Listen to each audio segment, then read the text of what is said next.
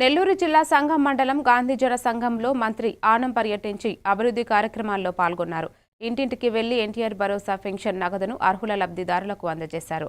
మంత్రి వైఎస్ఆర్ కాంగ్రెస్ పార్టీపై కంటికట్టుగా విమర్శలు చేశారు. గత ప్రభుత్వం కొన్ని లక్షల ఇళ్లను కాంట్రాక్టర్లు నిర్మించకుండానే బిల్లులు మంజూరు చేశారని పేర్కొన్నారు.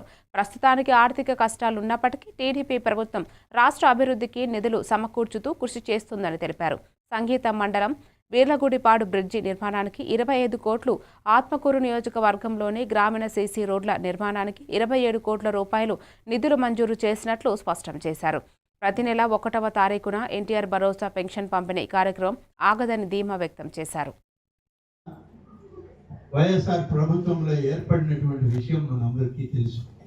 అది తుఫాన్ కానివ్వండి, లేకుంటే ప్రళయమే కానివ్వండి, ఈ ప్రభుత్వం, ఈ పార్టీ, ఈ నాయకత్వం చెప్పిన మాటకి కట్టుబడి పనిచేసేటువంటి ప్రభుత్వంలో ఈ పరిపాలన సాగిస్తుందని చెప్పి పేద వర్గాల ప్రజల మధ్య ఈ పండుగలో మేము కూడా పండుగ చేసుకోవడానికి వచ్చామని చెప్పి తెలియజేస్తూ ఈ రాష్ట్రం అంతా అదే విధంగా చేశారు.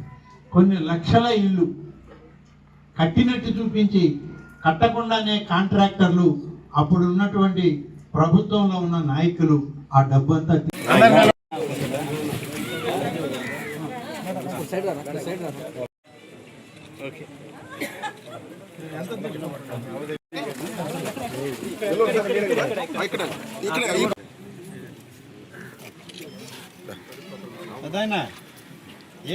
ఈరోజు మనం ఈ రాష్ట్రంలో ఒక అస్తవ్యస్త విధానం, గడిచిన 5 సంవత్సరాల్లో అనేక ఇబ్బందులు పడ్డాం, అనేక రకాలుగా నష్టపోయాం,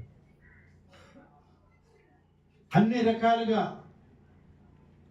ఈ రాష్ట్రం చిన్న భిన్నమైంది.